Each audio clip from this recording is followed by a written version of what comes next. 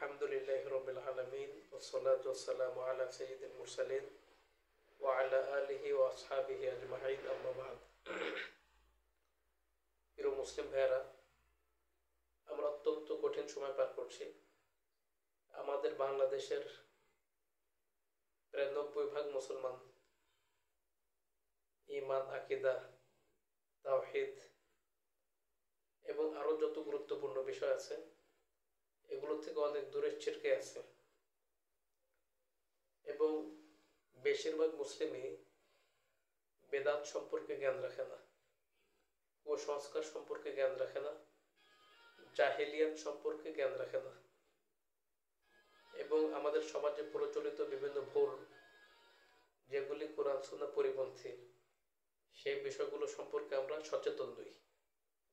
এর জন্য আমরা ইনশাআল্লাহ আজকে থেকে আমাদের সমাজে প্রচলিত বিভিন্ন ধরনের বেদাত, কুসংস্কার এবং বিভিন্ন ভুল সম্পর্কে আলোচনা শুরু করবো ইনশাআল্লাহ। তো শুরুতে বেদাত নিয়ে আলোচনা করব, কারণ বেদাত একজন মুসলিমের আমলকে নষ্ট করে দেয়। এ সম্পর্কে অনেক হাদিস আছে। হযরত আউফ রাদিয়াল্লাহু আনহু হতে বর্ণিত, তিনি বলেন, রাসূলুল্লাহ সাল্লাল্লাহু আলাইহি ওয়াসাল্লাম ইরশাদ করেছেন, যে ব্যক্তি আমার একটি সুন্নাত জীবিত করলো এবং মানুষ এর উপর আমল করলো, সে ব্যক্তি ওইরূপ সওয়াব পাবে যেরূপ সওয়াব আমলকারীগণ পেয়ে থাকবেন, আর তার পুরস্কার থেকে কোনো কিছু কমানো হবে না।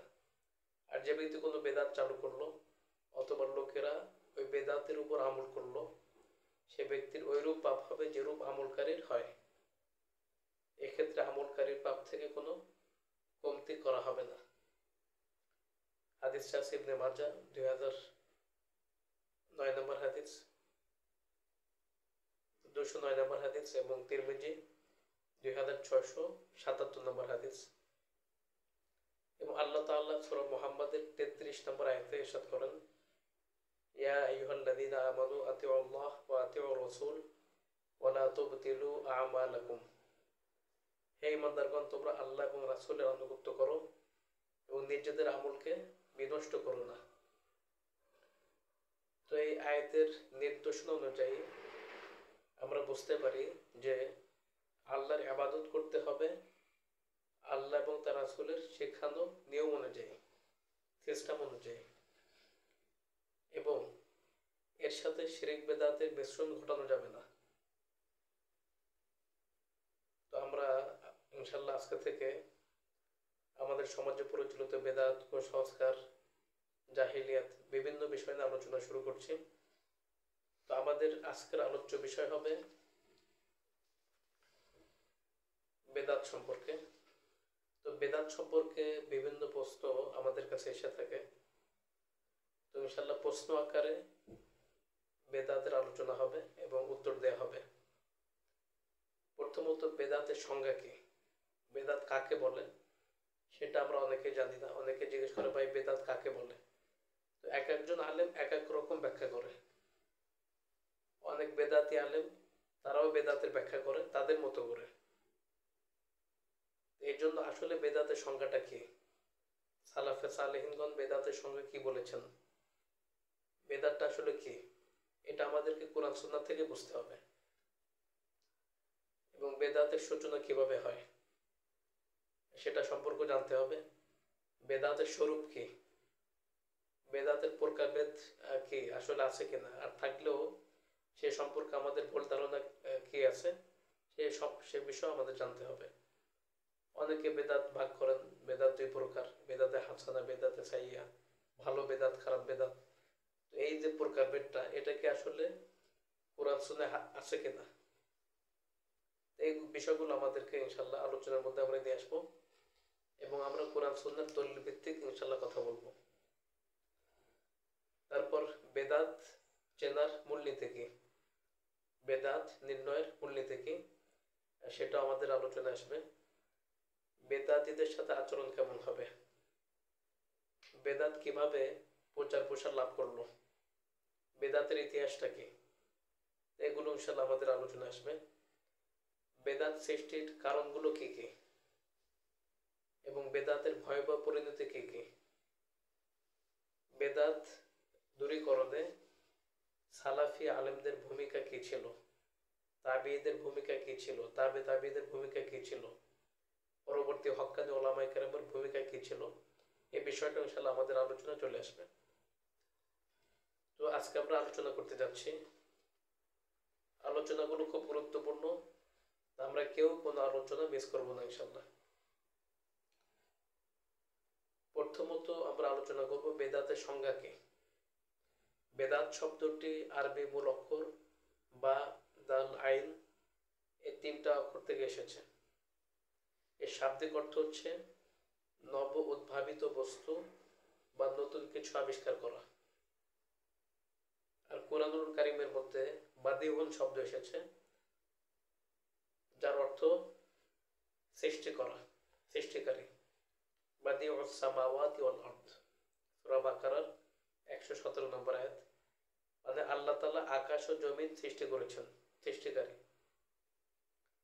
তো এই আয়াতের মধ্যে বাদিউন শব্দটা এই জন্য আল্লাহ তাআলা ব্যবহার করেছেন যে আল্লাহ তাআলা আকাশ ও জমিন পূর্বের কোনো নমুনা ছাড়াই সম্পূর্ণ নতুনভাবে সৃষ্টি করেছেন। তো বেদাতটা মূলত যার পূর্বে কোনো নমুনা নেই, দৃষ্টান্ত নেই, এমন জিনিস আবিষ্কার করাকে বেদাত বলা হয়। তো বেদাত বলা হয় এমন উদ্ভাবনকে যার কোনো নমুনা ইতিপূর্বে পৃথিবীতে বিদ্যমান ছিল না। তো আমরা বেদাতের শাব্দিক অর্থ আলোচনা করলাম। এখন আসি বেদাতের পারিভাষিক অর্থ কি। শরীয়তের পরিভাষায় বেদাতের সবচেয়ে গ্রহণযোগ্য সংজ্ঞাটা হলো কুল্লু মা আহদাসা ফিদ দীনি মা লা আসলাহু ফিশ শারঈ। কুল্লু মা আহদাসা ফিদ দীনি মা লা আসলাহু ফিশ শারঈ। প্রত্যেক ওই কর্মকে বেদাত বলা হয় যা দ্বীনের মধ্যে নতুন আবিষ্কৃত হয়েছে অথচ শরীয়তে এর কোনো ভিত্তি নেই। এই সংজ্ঞাটির সমর্থনে কুরআনুল কারীমের মধ্যে আল্লাহ তাআলা ইরশাদ করেছেন, আম লাহুম শুরাকা শারাউ লাহুম মিনাদ দীন মা লাম ইয়াযান বিহিল্লাহ। তাদের কি এমন কতক শরীক আছে যারা তাদের জন্য বিধান দিয়েছে এমন দিনের যার অনুমতি আল্লাহ দেননি। তাদের এমন কি শরীক আছে যারা বিধান তৈরি করেছে এমন দিনের যার অনুমতি আল্লাহ তাআলা দেননি। তাহলে বিধান তৈরি করা, বিধান দেওয়ার ক্ষমতা একমাত্র আল্লাহ তাআলার। তো যারা বেদাতি তারা মূলত বিধান প্রণয়ন করে, বিধান তৈরি করে, যেটার ক্ষমতা একচ্ছত্র আল্লাহর জন্য সাব্যস্ত, যে সারে শরীয়ত প্রবক্তা, সেটা যারা চিন্তাই করে নিয়ে যায়, দ্বীনের নামে বিভিন্ন কিছু তৈরি করে, এগুলো বেদাত। এবং বেদাতের বিষয়ে একটি গুরুত্বপূর্ণ হাদিস বর্ণনা করছি। হাদিসটা আছে সহিহ বুখারী 2697 নম্বর হাদিস, সহিহ মুসলিম 4579 নম্বর হাদিস, সুনান আবু দাউদ 4607 নম্বর হাদিস। عن عائشة رضي الله عنها قالت قال رسول الله صلى الله عليه وسلم من أحدث في أمرنا هذا ما ليس فيه فهو رد। হযরত আয়েশা রাদিয়াল্লাহু আনহা থেকে বর্ণিত, তিনি বলেন রাসূলুল্লাহ সাল্লাল্লাহু আলাইহি ওয়াসাল্লাম বলেছেন, যে ব্যক্তি আমাদের দ্বীনে নতুন কিছু সংযোজন করে, যুক্ত করে, যা মূলত তাতে নাই, মানে দ্বীনের মধ্যে নাই, সেটি পরিত্যাজ্য, প্রত্যাখ্যাত। যে ব্যক্তি দ্বীনের মধ্যে এমন নতুন কিছু আবিষ্কার করে বা সংযোজন করে, যুক্ত করে, যা তাতে নাই, সে আমলটা পরিত্যাজ্য।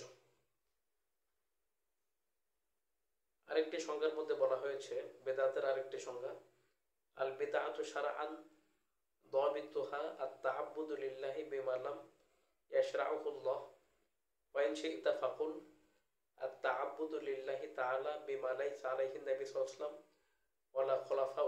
ওয়ালা খুলাফাউর রাশিদুন। অর্থাৎ শরীয়তের পরিভাষায় বেদাতের অর্থটা হলো এমন জিনিসের মাধ্যমে আল্লাহর ইবাদত করা যা তিনি অনুমোদন করেননি। আর যদি তুমি চাও তাহলে বলতে পারো যে এমন জিনিসের মাধ্যমে আল্লাহর ইবাদত করা যার মাধ্যমে আল্লাহ রাসূল এবং তার খলিফাগণ ইবাদত করেননি। এই সংজ্ঞাটি সমর্থনে একটি হাদিস পেশ করছে। হাদিসটা আছে সহিহ মুসলিম 4609, সুনান ইবনে মাজাহ 42 নম্বর হাদিস, মুসনাদ আহমদ 17145 নম্বর হাদিস। فعليكم بسنتي وسنة الخلفاء الراشدين المهديين فعليكم بسنتي وسنة الخلفاء المهديين الراشدين تمسكوا بها وعدوا عليها بالنواجذ وإياكم ومحدثات الأمور। তোমাদের জন্য আবশ্যক হলো আমার সুন্নাহ, আমার তরিকা এবং আমার খোলাফায়ে রাশিদিনের তরিকা আঁকড়ে ধরা, ধারণ করা। তোমরা ওটাকে শক্তভাবে ধারণ করো, এমনকি মারির দাঁত দিয়ে হলেও, আদ্দু আলাইহা বিন-নাওয়াজিজ, মারির দাঁত দিয়ে হলেও শক্তভাবে আঁকড়ে ধরো। সাবধান, নবোদ্ভাবিত আমলসমূহ থেকে বিরত থাকো, দূরে থাকো। এক্ষেত্রে আমি একটি কথা বলে থাকি, আরেকটা হাদিসে শব্দের একটু বেশ কমে আছে, আলাইকুম বিসুন্নতি ওয়া সুন্নাতিল খুলাফায়ে রাশিদিন আল মাহদিয়িন আদ্দু আলাইহা বিন-নাওয়াজিজ। আমার সুন্নাহকে আঁকড়ে ধরো, খুলাফায়ে রাশিদের সুন্নাহকে আঁকড়ে ধরো, মারির দাঁত দিয়ে আঁকড়ে ধরো, মানে শক্তভাবে আঁকড়ে ধরো, এক চুল পরিমাণ ছাড় দেওয়ার কোনো সুযোগ নেই। তো এক্ষেত্রে আমি একটা কথা বলে থাকি, সেটা হলো রাসূলুল্লাহ সাল্লাল্লাহু আলাইহি ওয়াসাল্লামের নবুয়তের সময়সীমা ছিল 23 বছর, আর খোলাফায়ে রাশিদিন 4 খলিফার খেলাফত কাল ছিল 30 বছর। তাহলে 30 আর 23 মোট হলো 53 বছর। এই মূলটি আপনারা সকলে মনে রাখবেন, তাহলে বেদাত চিনতে সুবিধা হবে। রাসূলের 23 বছর আর খোলাফায়ে রাশিদিন 4 খলিফার 30 বছর, এই মোট হলো 53 বছর। তো এই 53 বছর পরে দ্বীনের নামে, ইসলামের নামে, সওয়াবের নিয়তে যত রকমের আমল, ইবাদত, দুরূদ, তরিকা, আরো যত রকমের ইবাদত তৈরি হয়েছে, তরিকা তৈরি হয়েছে, সবগুলোই বেদাত, এতে কোনো সন্দেহ নেই। তা আমরা এটা মিলাবো যে 4 যুগের কোনো যুগে ছিল কিনা, খোলাফায়ে রাশিদের যুগে ছিল কিনা, নবীর 23 বছরের ছিল কিনা, খোলাফায়ে রাশিদের 30 বছরের ছিল কিনা, অর্থাৎ প্রথম 53 বছরের ছিল কিনা। থাকলে সুন্নাহ, না থাকলে বেদাত, একদম পরিষ্কার কথাবার্তা। এক্ষেত্রে এত মারামারি, কাটাকাটি, এত বিভেদের কোনো প্রয়োজন নেই। এখন আমরা আলোচনা করছি বেদাতের সংজ্ঞা নিয়ে। ইমাম শাতিবী রাহমাতুল্লাহ আলাইহি বলেন, আল বিদআতু তরিকাতুন ফিদ-দীন মুখতারাআতুন তাদাহি শারঈয়্যাহ ইয়াকসুদু বিসুলুকি আলাইহা মা ইয়াকসুদু বিত-তরিকাতি শারঈআহ। বেদাত হচ্ছে ইসলামের ভিতরে নব উদ্ভাবিত এমন সব ইবাদত যা শরীয়তে স্বীকৃত ইবাদতের মতোই সওয়াবের উদ্দেশ্যে পালন করা হয়ে থাকে। ইমাম শাতিবী আল ইতিসাম প্রথম খণ্ডের 37 নম্বর পৃষ্ঠায় এটা আছে। তো সওয়াবের নিয়তে যে নবোদ্ভাবিত কাজটা করা হয় সেটাই মূলত বেদাত। তো বেদাতের ক্ষেত্রে আরেকটি বিষয় মনে রাখবেন, সেটা হলো বেদাত ফিদ-দীন আর বেদাত লিদ-দীন, অর্থাৎ দ্বীনের মধ্যে বেদাত আর দ্বীনের জন্য বেদাত। সওয়াবের নিয়ত করে যে আমলটা করা হবে, যে নতুন নবোদ্ভাবিত কাজটা করা হবে সওয়াবের নিয়তে বা দ্বীন মনে করে, সেটা হবে ফিদ-দীন, সেটা হলো বেদাত। আরেকটি হলো দ্বীনের জন্য, দ্বীনের উপকরণ, সেটা বেদাত না। যেমন আমরা 5 ওয়াক্ত নামাজ পড়ি, তো মসজিদে এসি আছে, মাইক আছে, আরো বিভিন্ন জিনিসপত্র আছে, এগুলো তো নবীর যুগে ছিল না। তো এইগুলো কিন্তু বেদাত না, এগুলো হলো নামাজের জন্য আবিষ্কার করা হয়েছে। এগুলির কারণে নামাজের মধ্যে কোনো পরিবর্তন নেই এরপর আমরা হজ করতে যাই। তো হজ করতে গেলে বিমানে যেতে হয়। এই বিমান তো নবীর যুগে ছিল না। এখন আমরা বিমানে হজ করতে যাচ্ছি, এটা বেদাত নাকি? না, এটা বেদাত হবে না, কারণ এই বিমানটা হলো হজে যাওয়ার জন্য একটা উপকরণ। উপকরণ কখনো বেদাত হয় না। এই যে আমাদের মাদ্রাসাগুলো আছে, আবাসিক মাদ্রাসা, লক্ষ লক্ষ প্রতিষ্ঠান, এই সিস্টেমে কিন্তু নবীর যুগে মাদ্রাসা ছিল না। তাহলে এগুলো কি বেদাত?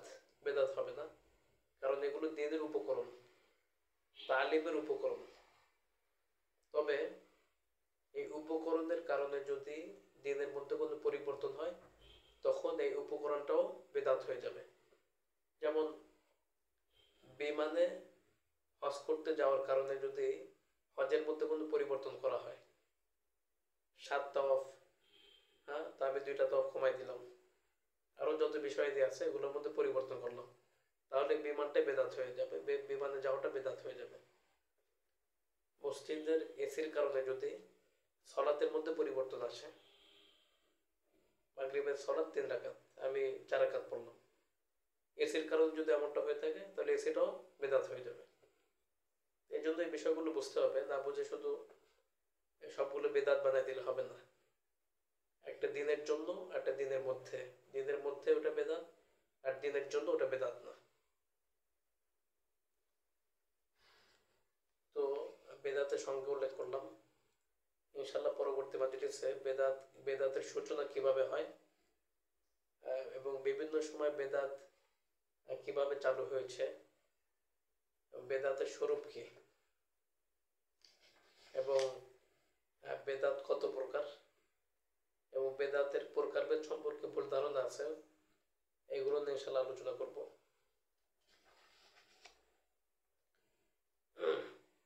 আল্লাহ তাআলা আমাদের সবাইকে কথাগুলো বোঝার এবং আমল করার তৌফিক দান করেন। আমিন ইয়া রাব্বাল আলামিন। আসসালামু আলাইকুম ওয়া রাহমাতুল্লাহি ওয়া বারাকাতুহু।